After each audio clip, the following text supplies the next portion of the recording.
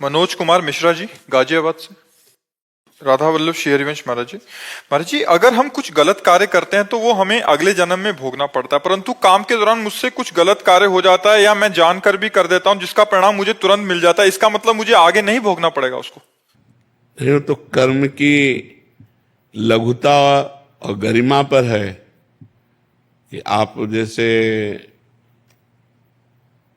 ऐसा पाप किए हैं जो आपका इस जन्म में जो छोटा मोटा कष्ट मिल रहा है उससे आपको नरक भी भोगना पड़ेगा और अगली गंदी योनि भी मिलेगी। अगर छोटा मोटा कोई पाप है तो छोटी मोटी घटना में निपट जाएगा। हाँ, बस ये तो आप थोड़ी निर्णय करेंगे। अब हमारी समझ में तो ऐसा लगता है कि हम कोई पाप ही नहीं किया यार, लेकिन जब वो केस फंसता है और उसका न्याय तो बहुत होता है। फिर जरा से छोटे पाप का, अब आप देखो, एक मांडव्य नाम के ऋषि थे, आपको घटना बता रहे हैं, श्री महाभारत में भगवान श्री कृष्ण द्वैपायन व्यास देव जी ने लिखी। वो हाथ उठा करके अपने आश्रम में ऐसे तप कर रहे थे तो कुछ चोर राजा के यहां से चोरी करके भगे, तो राजकर्मचारियों ने उनका पीछा किया, तो उन्होंने बचने के लिए ऋषि के आश्रम का सहारा लिया। पर राजकर्मचारियों ने देख लिया था कि आश्रम में गए, तो आश्रम में घुस गए, तो चोर भी मिल गए और सामान भी मिल गया। तो राजकर्मचारियों को लगा ये बाबा जी का ढोंग कर रहा है, मांडव्य ऋषि को, ये चोर रखता है और चोरी करवा करके ऐसा, तो उनको भी बांध लिया। अब वो इतने समाधिस्थ हैं कि उनको होश ही नहीं है, भगवान में इतने लीन है कि उनको होश नहीं है। राजा के पास गए, राजा ने तुरंत आदेश कर दिया सबको सूली पे चढ़ा दो, तो सबको सूली पे चढ़ा दिया और मांडव्य ऋषि को भी सूली पे चढ़ा दिया।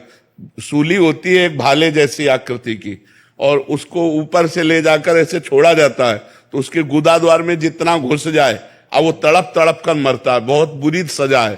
तो जो ही गुदा द्वार में सूली इतनी घुसी सो उनको होश आ गया।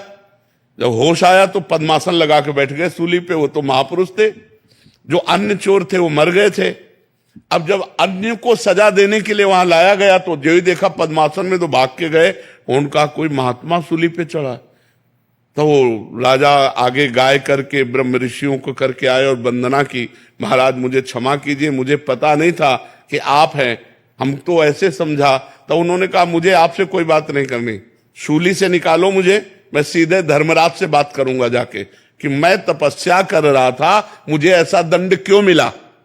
क्योंकि कोई भी बिना अपने कर्म के दंड नहीं पा सकता, ये पक्का सिद्धांत है।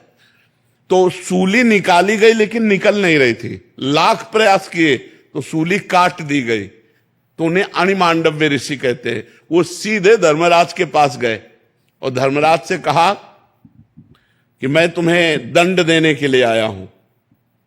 इतने महान तपस्वी थे।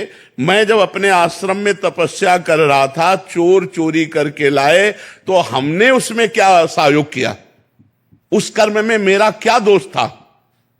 तो उनका महाराज कोई दोष ना, फिर मुझे सूली की सजा क्यों मिली।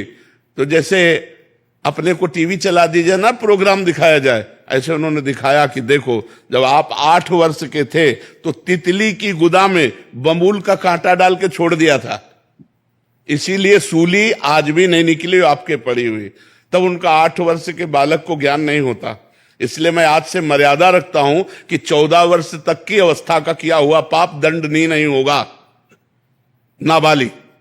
और मैं तुम्हें साफ देता हूं क्योंकि 8 वर्ष की अवस्था के द्वारा किए गए अपराध को आपने इतना बड़ा दंड दिया, तुम जाओ और मृत्यु लोक में मनुष्य रूप में जन्मो। तो वही विदुर जी के रूप में जन्मे, जो विदुर जी हैं साक्षात धर्मराज जी हैं। तो देखा, छोटा सा खेल खेल में तितली की गुदा में कांटा डाल के तो सूली की सजा मिली। तो हम लोगों से जो अपराध बनते हैं उनका बड़ा भारी दंड मिलता है। हमें देखने में लगता है कि क्या है पर स्त्री गमन, क्या है पर पुरुष गमन, लेकिन इसका 100 कल्प तक दंड मिलता है। पतिवंचक पर पतिरति करई, रो रो नरक कल्प सत परई। यदि पराई स्त्री से पुरुष भोग करता है तो 100 कल्प तक रो रो नरक भोग पर। जो पराई पुरुष से भोग करती है उस ऐसा शास्त्रों में जो मर्यादा लिखा हुआ है, जो धर्म लिखा हुआ है। तो अब आपका कौन सा पाप कितना बड़ा है ये तो न्यायाधीश निर्णय करेगा, लेकिन सब पापों को नष्ट करने का एक उपाय है, नाम संकीर्तनम यस्य सर्व पाप प्रणाशनम। समस्त पापों को नाश करने के लिए भगवान का नाम गरज रहा है। नाम जप करो, नाम संकीर्तन करो, तो इसी जन्म में सब पापों का प्रायश्चित हो जाएगा। इसीलिए हम सबको कहते हैं नाम जप करो, नाम जप करो, इसी से मंगल होगा।